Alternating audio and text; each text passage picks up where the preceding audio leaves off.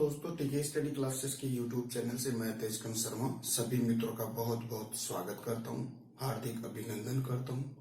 देखिए फ्रेंड्स, हम आज इंडियन ज्योग्राफी के अंदर हम जो रिवर सिस्टम के बारे में हम अध्ययन कर रहे थे, हम आज पढ़ने वाले हैं जो सिंधु रिवर सिस्टम का अगला जो नदी है। कहने का मतलब है हम आज पढ़ेंगे रावी नदी के बारे में। इससे पहले हमने सिंधु, झेलम, चेनाब, इन सभी नदियों के बारे में डिटेल से पढ़ा है।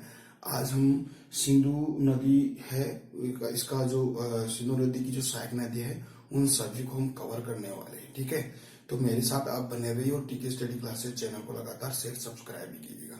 हम स्टार्ट करते हैं। सबसे पहले रावी नदी रावी नदी के बारे में पढ़ेंगे। देखिएगा, रावी नदी को परुषणी या इरावती नदी भी कहते हैं। देखिएगा, रावी नदी की अपन बात करते हैं। देखिएगा रावी नदी है, रावी नदी को परुषणी और एक नाम है इरावती नदी भी कहते हैं। ठीक है फ्रेंड्स, तो इसको आप याद रखिएगा। यानी कि रावी नदी है, रावी नदी को परुषणी भी कहते हैं, आपने इतिहास में पढ़ा होगा। इसको इरावती नदी भी हम कहते हैं। ठीक है, अब देखते हैं इसके बारे में क्या क्या खास बातें हैं और ये कहाँ से निकलती है और कहाँ पे जाती है, फिर सतलज में जाकर फिर चिनाब नदी में आकर कहाँ मिलती है। ठीक है, देखिएगा, सबसे पहले अगर हम बात करें इसके उद्गम की, ठीक है, ये उद्गम इसका होता है जो वृहद हिमालय के रोहतांग दर्रे के पश्चिम से निकलती है। ठीक है, देखिएगा, उद्गम की बात करते हैं। सबसे पहले उद्गम की बात अगर करें तो ये जो रावी नदी है, रावी नदी वृहद हिमालय के रोहतांग दर्रे से निकलती है। देखिए कहां से, रोहतांग दर्रे से ये निकलती है। और ये रोहतांग दर्रा कहाँ है, आपका जो वृहद हिमालय। ठीक है, वृहद हिमालय मैंने आपको बताया था कि जो हिमालय के 4 भाग है। ट्रांस हिमालय है, ठीक है, फिर वृहद हिमालय है, फिर लघु हिमालय और शिवालिक हिमालय। जो वृहद हिमालय है, इस वृहद हिमालय के पश्चिमी भाग से ये क्या करते हैं, ये रावी नदी निकलती है। ठीक है, देखिए फ्रेंड्स, फिर क्या होता है, जो रोहतांग दर्रे के निकलने के बाद में देखिएगा, ये आपका देखिएगा ये सिंधु नदी तंत्र है, सिंधु नदी है, फिर ये झेलम है, फिर ये चिनाब है, फिर ये अपनी रावी नदी है। ठीक है, तो ये रावी नदी, इस रावी नदी की हम बात कर रहे हैं। तो यहाँ पर रोहतांग दर्रा, इस रोहतांग दर्रे से ये निकलती है, जो आपके वृहद हिमालय के पश्चिमी भाग से ये निकलती है। ठीक है, इसकी और बात करें तो जो रावी नदी है, ये चंबा घाटी से बहते हुए देखिएगा आगे क्या करती है, ये चंबा घाटी है। ठीक है, चंबा घाटी से ये बहती है और चंबा घाटी से बहते हुए क्या करती है, जो धौलाधर जो माउंटेन रेंज है, धौलाधर माउंटेन रेंज के उत्तरी भाग तथा पीर पंजाल रेंज के दक्षिणी भाग से गुजरती हुई क्या करती है, आगे की तरफ एक गार्ज का निर्माण करती है। ठीक है, देखिएगा, धौलाधर रेंज के तो क्या उत्तरी भाग से और पीर पंजाल के दक्षिणी भाग से ये बीच में से गुजरते हुए क्या एक गहरे गार्ज का निर्माण करती है। ठीक है, तो कहने का मतलब हो गया, चंबा घाटी बहने के बाद में देखिएगा धौलाधर पर्वत श्रेणी तथा पीर पंजाल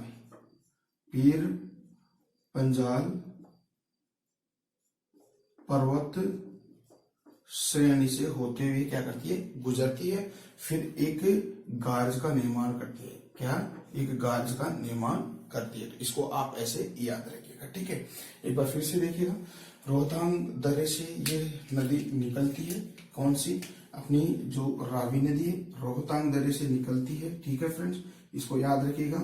रोहतांग दर्रे के बाद में क्या करती है, चंबा घाटी से बहते हुए कहाँ जाती है, जो धौलाधर श्रेणी और पीर पंजाल रेंज है, इस पीर पंजाल रेंज से गुजरते हुए एक गहरे गार्ज का निर्माण करती है। ठीक है, अब देखते हैं आगे। देखिएगा, फिर इस रेंज से आगे गुजरते हुए जो अपनी जो रावी नदी है, ये रावी नदी क्या करती है, किसमें जाके मिल जाती है, आपके जो चेनाब नदी के अंदर मिल जाती है। देखिएगा रावी नदी आगे और यहाँ पे चेनाब नदी में आकर मिलती है, और चेनाब नदी के अंदर आपको पता है मुल्तान या इसको सराय सिंधु का मैदान, वहां पर आके ये चेनाब नदी में मिलती है। ठीक है, तो देखिएगा यूं कह सकते हैं मुल्तान, मुल्तान या इसको हम सराय, सराय सिंधु के मैदान के पास। देखिए मुल्तान या सराय सिंधु के मैदान के पास किसमें आके मिल जाती है, आपके चेनाब नदी में मिल जाती है। पास चेनाब नदी में मिल जाती है। ठीक है फ्रेंड्स, तो इसको याद रखिएगा। तो देखिएगा मुल्तान या सराय सिंधु के मैदान, देखिएगा ये है आपका मुल्तान है, इसी को क्या बोलते हैं, सराय सिंधु। तो सराय सिंधु का मैदान है, यहाँ पर आकर ये क्या करते हैं, इसके अंदर मिल जाते हैं। किसमें, आपकी चेनाब नदी के अंदर ये मिल जाती है। ठीक है फ्रेंड्स, देखिएगा फिर देखिएगा आगे बढ़ती है। आगे बढ़ने के बाद में देखिएगा इस पर दो परियोजनाएं चला रखी है। दो कौन कौन सी परियोजना है, एक तो चमेरा परियोजना और एक थीन परियोजना। ठीक है, देखिए इस पर दो परियोजनाएं हैं, एक तो चमेरा परियोजना और एक है थीन परियोजना। तो इन दो परियोजनाओं को फ्रेंड्स देखिएगा एक बार फिर से देखिएगा इसको। रावी नदी का जो नाम है, यानी कि परुष्णी और इरावती नदी भी कहते हैं इसको। ठीक है, इसका जो उद्गम होता है, जो रोहतांग दर्रा है, उस रोहतांग दर्रे के पास में जो वृहद हिमालय, उस वृहद हिमालय के पश्चिमी भाग से ये निकलती है, फिर चंबा घाटी के अंदर जाती है। चंबा घाटी में जाने के बाद में ये धौलाधर पर्वत श्रेणी के उत्तर तथा पीर पंजाब श्रेणी के दक्षिण के मध्य गुजरती हुई गहरे गार्ज का निर्माण करती है। फिर बाद में ये पाकिस्तान में एंटर कर जाती है, कि पाकिस्तान में एंटर कर जाती है, फिर पाकिस्तान के अंदर जाती है कहाँ, मुल्तान। ये देखिए मुल्तान है। ठीक है, मुल्तान या उसको सराय सिंधु का मैदान भी हम कहते हैं, क्योंकि सिंधु नदी आ जाती है यहाँ पे, तो सराय सिंधु का मैदान कहते हैं। तो इस सराय सिंधु के मैदान के पास में भी फिर किस में आके मिल जाती है, चेनाब के अंदर आके मिल जाती है। इस पर दो परियोजनाएं बनी हुई है, एक तो आपकी चमेरा परियोजना और एक थीन परियोजना। इसको याद रखिएगा, बहुत इंपॉर्टेंट है। फिर इसके ऊपर एक और बांध बनाया गया, रणजीत सागर बांध। रणजीत सागर बांध यहाँ पे बनाया गया है। तो ये हुआ आपके किसका, इरावदी या परुष्णी या आपकी जो रावी नदी के बारे में। अगली नदी की हम चर्चा करेंगे। देखिएगा अगली नदी है, इसको हम बात करेंगे, व्यास नदी की बात करते हैं। तो अगर आपको पता है तो मैप में आप देख लीजिएगा, रावी जो व्यास नदी है, देखिएगा ये व्यास नदी है। ठीक है, तो देखते हैं व्यास नदी के बारे में। ओके, देखिएगा व्यास नदी है। देखिए व्यास नदी को विपाशा कहते हैं। ठीक है, विपाशा भी कहते हैं। देखिएगा व्यास, इसको हम विपाशा भी कहते हैं, व्यास नदी। ठीक है फ्रेंड्स, तो देखिएगा बहुत इंपॉर्टेंट है, इसको भी देख लेते हैं व्यास नदी के बारे में। सबसे पहले हम उद्गम की बात करते हैं। देखिएगा जो व्यास नदी है, इसका जो उद्गम होता है रोहतांग दर्रे के पास में एक व्यास कुंड है, इस व्यास कुंड से ये निकलती है। देखिएगा उद्गम की हम बात करते हैं। देखिएगा उद्गम की बात अगर करें तो रोहतांग दर्रे के पास, देखिएगा रोहतांग दर्रे के पास व्यास कुंड से निकलती है। यानी कि जो रोहतांग दर्रा है, देखिएगा यहाँ पे रोहतांग दर्रा है और यहाँ पे रोहतांग दर्रे के पास में एक व्यास कुंड है, तो व्यास कुंड से ही ये निकलती है। तो डियर फ्रेंड्स, आपको ये याद रखना। देखिएगा मानसरोवर झील से तो आपकी सिंधु नदी निकलती है, झेलम नदी निकलती है, वेरिनाग जो झील है वहां से निकलती है, और आपकी जो चिनाब नदी है यानी कि चंद्रभागा दो धाराओं में बहती है और बाड़ालाचा दर्रे के पास से निकलती है। और आपकी रावी नदी रोहतांग दर्रे से निकलती है। और आपकी जो व्यास नदी भी रोहतांग दर्रे के पास में एक क्या है, व्यास कुंड है, इस व्यास कुंड से ये निकलती है। ठीक है, इसकी अगर हम बात करें तो देखिएगा, ये नदी कुल्लू घाटी से गुजरती है, यानी कि कुल्लू घाटी से ये गुजरती है। और कुल्लू घाटी से गुजरने के बाद में धौलाधर श्रेणी में काती और लारगी एक गार्ज का निर्माण करती है। देखिएगा क्या है, यानी कि कुल्लू घाटी से गुजरती है, फिर ये आगे जाते हैं कहाँ, कुल्लू घाटी। ठीक है, कुल्लू घाटी से गुजरती है। ठीक है, कुल्लू घाटी से गुजरती है। ठीक है फ्रेंड्स, और कुल्लू घाटी के गुजरने के बाद में क्या करती है, जो आपका जो धौलाधर श्रेणी है, यानी धौलाधर श्रेणी के काती और लारगी, यानी धौलाधर श्रेणी के अंदर काती और लारगी गार्ज का निर्माण करती है। देखिएगा, धौलाधर श्रेणी में धौलाधर पर्वत श्रेणी में क्या करती है, काती और लारगी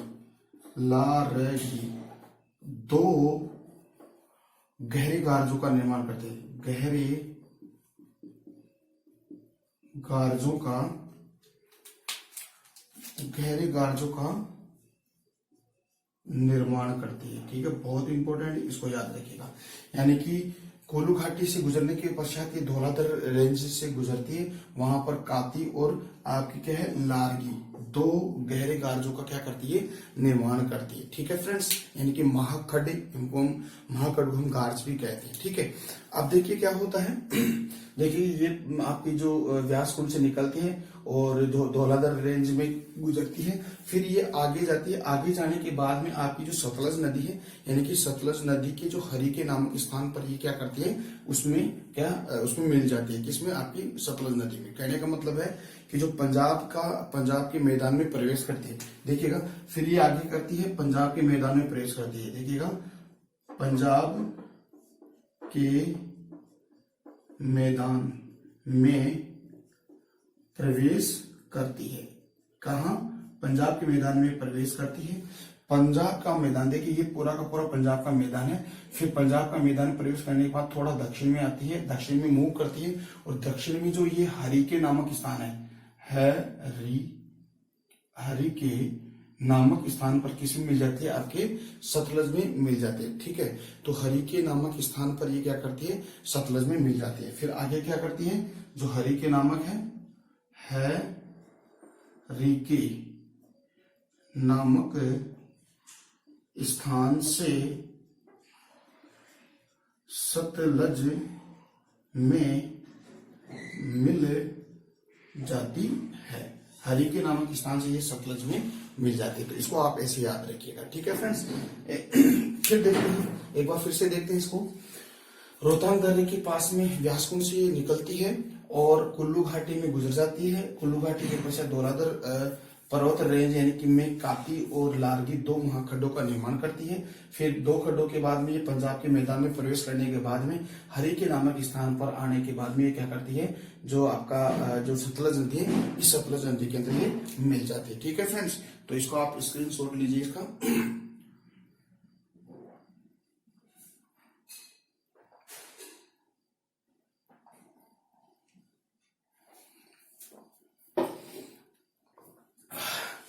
ठीक है, तो हरिके नाम के स्थान में सतलज में मिल जाती है। अब देखिएगा, हरिके बैराज है, हरिके बैराज के पास में है इंदिरा गांधी नहर परियोजना, यानी कि इंदिरा गांधी नहर निकाली गई है। तो यहां से हरिके नाम के स्थान से ही क्या निकाली गई है, IGNP, यानी कि इंदिरा गांधी नहर परियोजना। इंदिरा गांधी नहर परियोजना निकाली गई। ये इंदिरा गांधी नहर परियोजना भारत की सबसे लंबी परियोजना है, हम यूं कह सकते हैं, यानी कि एशिया की सबसे लंबी परियोजना है। ठीक है फ्रेंड्स, देखिएगा इसके बाद में देखिएगा ये यहाँ पे हरिके नामक स्थान पर व्यास सतलज में मिल जाती है। कहने का मतलब है कि ये इस सिंधु नदी तंत्र की एकमात्र एक नदी है जो सिर्फ भारत में ही प्रवाहित होती है और भारत में ही क्या सतलज में ये क्या मिल जाती है। तो इसको यूं कह सकते हैं, यानी कि भारत में या कह सकते हैं भारत की एक मात्र नदी जो सिंधु नदी तंत्र की सहायक नदी है। ठीक है, तो ये और बाकी सारी की सारी नदियां कहाँ एंटर करती है? पाकिस्तान में। देखिएगा सिंधु नदी तो पाकिस्तान में गई है, ठीक है, फिर ये झेलम नदी भी पाकिस्तान है, फिर ये चिनाब भी पाकिस्तान में जाती है, फिर रावी भी पाकिस्तान में जाती है और आपकी सतलज भी पाकिस्तान में जाती है। सिर्फ एकमात्र जो आपकी व्यास नदी ही है जो पाकिस्तान में एंटर नहीं करती है। ठीक है फ्रेंड्स, तो देखिएगा ये आपको समझ में आया है। ठीक है, फिर हम आगे पढ़ते हैं, अगली नदी के बारे में चर्चा करते हैं। ठीक है, तो आप इसका स्क्रीनशॉट ले सकते हो। ओके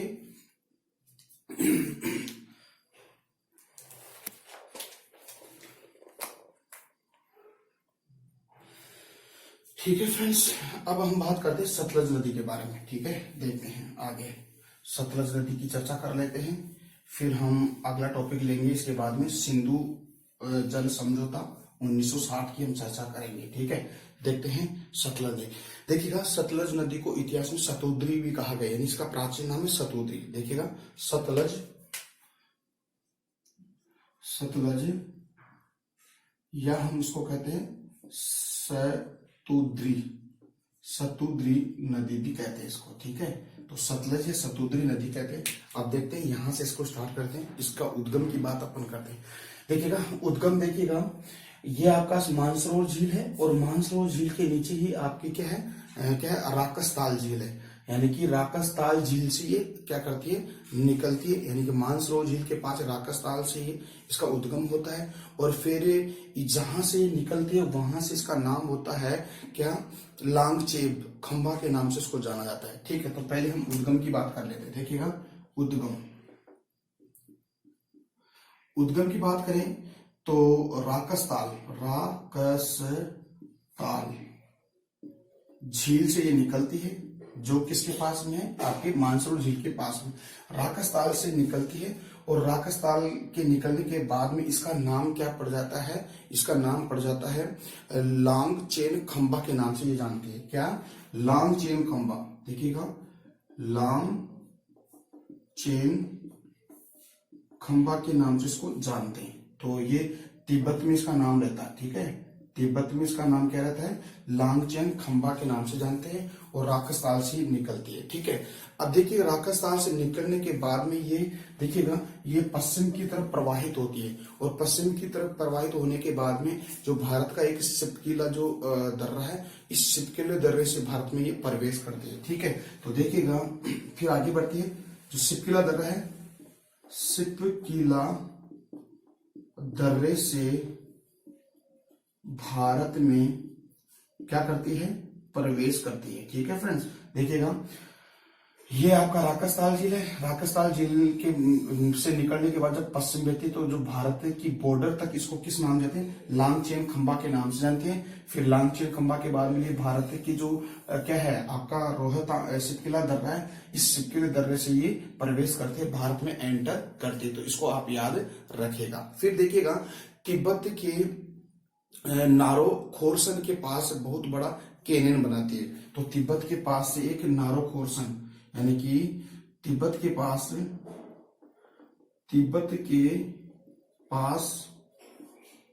नारो खोरसन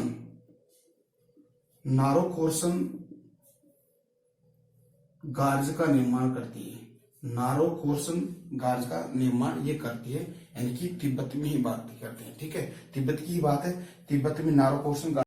अब देखते हैं आगे, तो जो नारो खोरसन गार्ज है इसको हम कैनियन भी कह सकते हैं, सॉरी इसको कैनियन कहेंगे। ठीक है, नारो खोरसन कैनियन का निर्माण करती है, कैनियन का निर्माण करती है, जिसकी तुलना जो USA United state of America के अंदर एक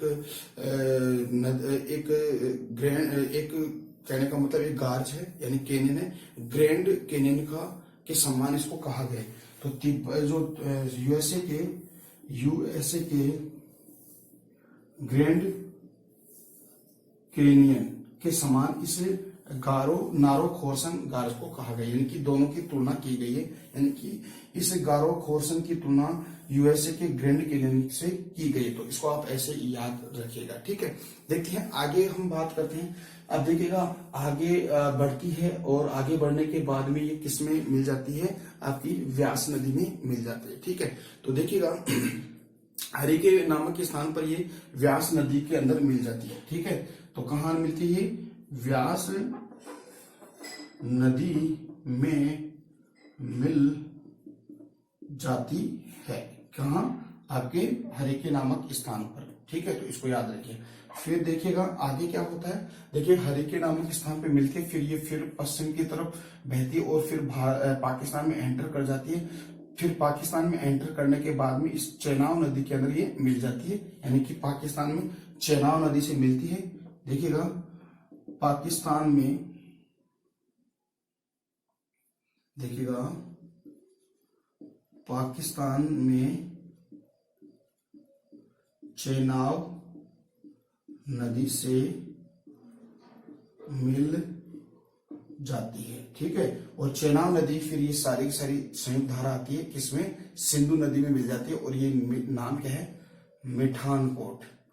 मिठानकोट में सभी नदियां आकर इस आपकी सिंधु नदी के अंदर मिल जाती है, ठीक है फ्रेंड्स। तो ये आपको बात समझनी। देखिए बहुत ही इंपॉर्टेंट बात है, इसकी एक सहायक नदी है आपकी सतलज नदी की, कौन सी, स्पीति नदी। तो इसको याद रखिएगा, यानी कि सतलज नदी की जो सहायक नदी है कौन सी, स्पीति नदी।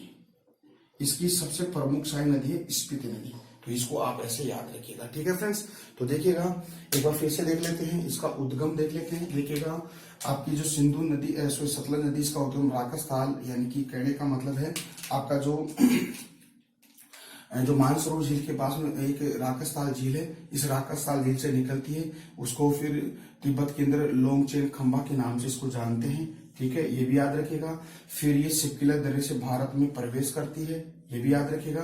फिर तिब्बत के अंदर एक एक कैनियन का निर्माण करती है, जिसको हम नारो खोरसन कैनियन कहते हैं, जिसकी तुलना ग्रैंड कैनियन से की थी, जो यूएसए के अंदर है, ठीक है। फिर ये व्यास नदी में आकर मिल जाती है यहाँ पे हरिके नामक स्थान पर। फिर ये संयुक्त धारा जाती है, किसमें आके मिलती है, पाकिस्तान के अंदर। फिर चेनाब नदी के अंदर मिल जाती है।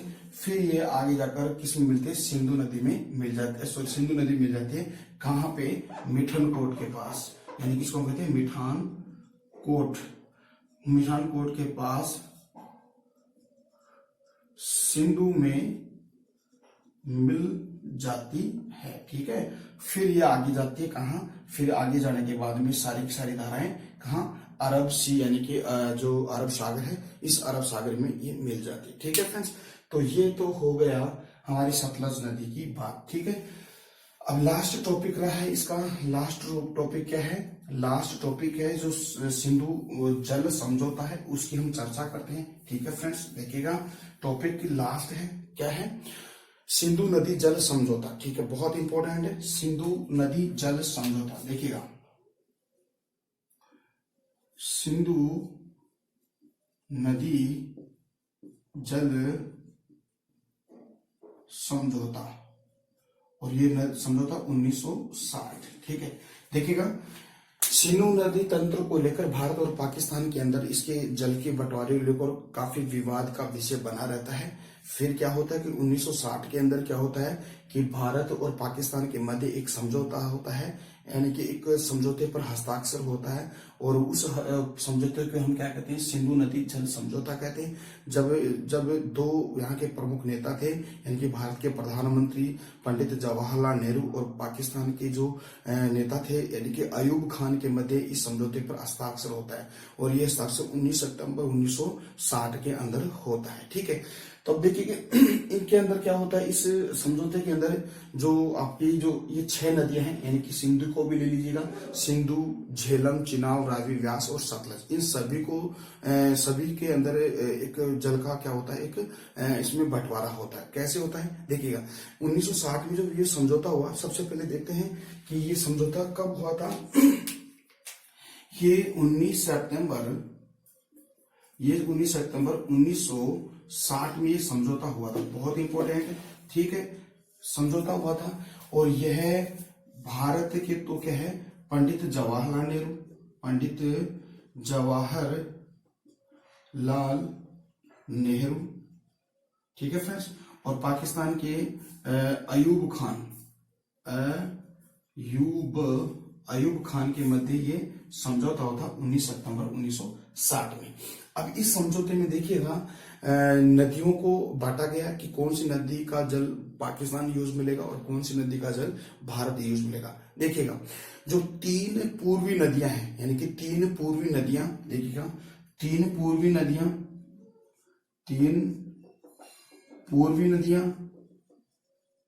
ठीक है फ्रेंड्स, 3 पूर्वी नदियां और 3 ही दक्षिणी नदियां, पश्चिमी नदियां, 3 पश्चिमी नदियां, ठीक है।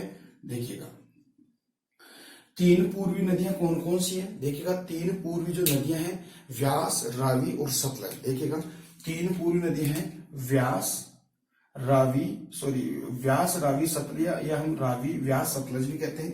3 पूर्वी नदियां हैं, देखिएगा रावी, व्यास और सतलज। सतलज 3 नदियां हुई। और देखिएगा पश्चिमी नदियां कौन सी है, जिसको जैसे सिंधु है, सिंधु, झेलम और चिनाब या चेनाब, ये 3 नदियों का डिवाइड किया गया है। 3 पूर्वी नदियां हैं, जैसे 3 पूर्वी नदियां हैं, यानी कि 3 पूर्वी जो दक्षिण वाली नदियां हैं, इसको आप इंडिकेट कीजिए दक्षिणी वाली नदियां, ठीक है। और ये उत्तर वाली नदियां, ठीक है, तो इसको आप ऐसे इंडिकेट कीजिएगा। 3 पूर्वी नदियां रावी, व्यास और सतलज, ठीक है। रावी, व्यास, सतलज का पानी भारत कितने % करेगा, जो 80% भारत इसका यूज में लेगा। कितना, 80% भारत यूज में लेगा और 20% पाकिस्तान लेगा।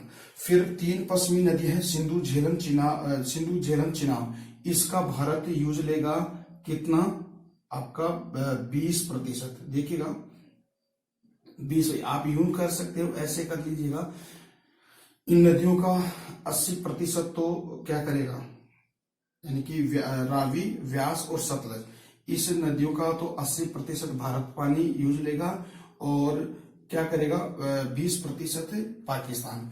और 3 ये नदियां हैं, इसका तो भारत कितने % यूज में लेगा, यानी कि 20% यूज में लेगा और 80% क्या करेगा, पाकिस्तान इसको यूज में लेगा। तो आप इसको याद रखिएगा, ठीक है। देखिएगा एक बार फिर से देखिएगा, यद्यपि इन सभी नदियों के जल को बंटवारे दोनों देशों के बीच में होता है, और होता क्या है कि भारत इन सभी नदियों के संपूर्ण जल का जो केवल 20% ही उपयोग ले सकता है, ठीक है। तो ये आप याद रखिएगा, ठीक है।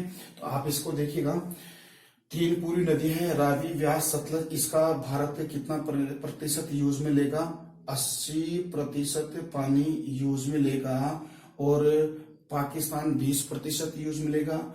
और 3 ऐसी नदियां हैं जिसका सिंधु, झेलम, चिनाब, इसका भारत 20% पानी लेगा यूज में और पाकिस्तान कितने % लेगा, 80% इसका यूज में लेगा। तो आपसे ये समझौता हुआ है। अब देखते हैं इस जल का प्रयोग पंजाब, हरियाणा और राजस्थान के दक्षिणी भागों में इसका क्या गया पानी यूज में लिया जाता है, ठीक है। अब देखते हैं और कुछ विशेष बात करते हैं। देखिए सबसे पहले हम बात करते हैं कि 19 सितंबर 1960 को ये समझौता हुआ है, यानी कि इस पर हस्ताक्षर कब हुआ, देखिएगा इस पर हस्ताक्षर कब हुआ, इस समझौते पर पहली बार इस समझौते पर हस्ताक्षर कब होता है, देखिएगा 19 सितंबर 1960 में इस समझौते पर हस्ताक्षर, ठीक है। इसको आप ऐसे रखिएगा। दूसरी बात अगर करते हैं तो इसमें जो 6 नदियों पर सिंधु जल समझौता होता है, 6 नदियों पर यह समझौता होता है, 6 नदियों पर सिंधु जल समझौता होता है। कितनी? 6 नदियों पर इसका समझौता होता है।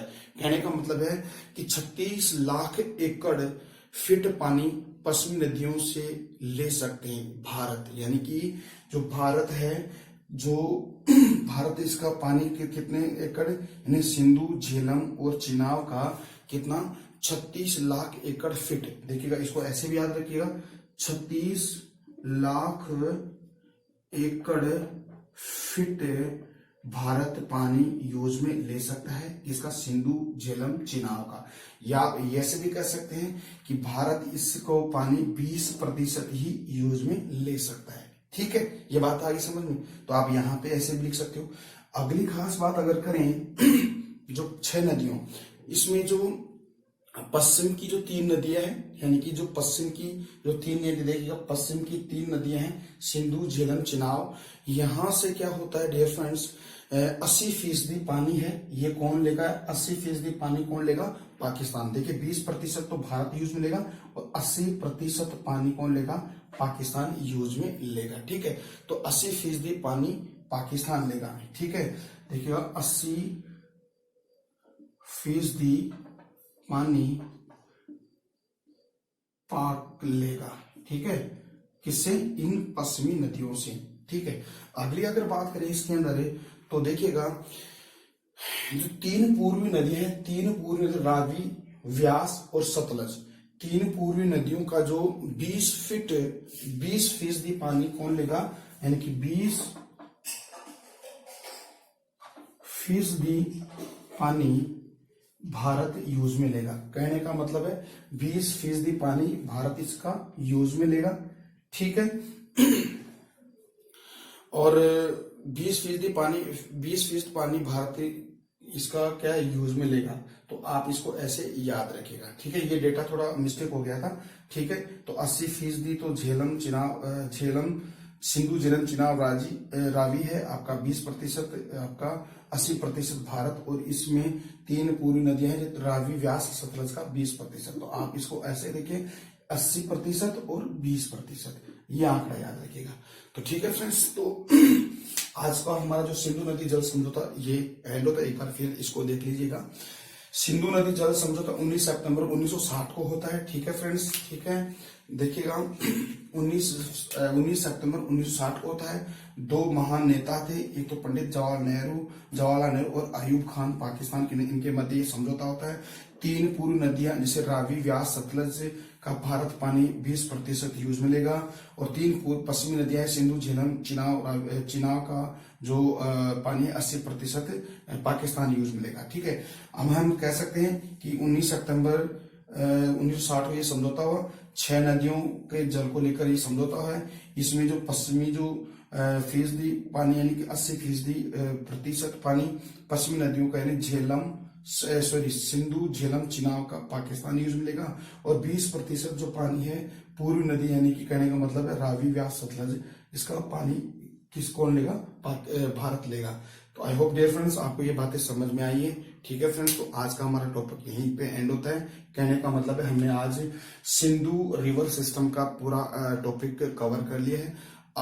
कल हम दूसरा टॉपिक लेके आएंगे, यानी कि गंगा नदी तंत्र हो सकता है या ब्रह्मपुत्र नदी तंत्र हो सकता है। तब तक के लिए आप इंतजार कीजिएगा, और अब मेरे को आप इजाजत दीजिएगा। हम कल मिलते हैं एक नए टॉपिक के साथ। ठीक है, नमस्कार।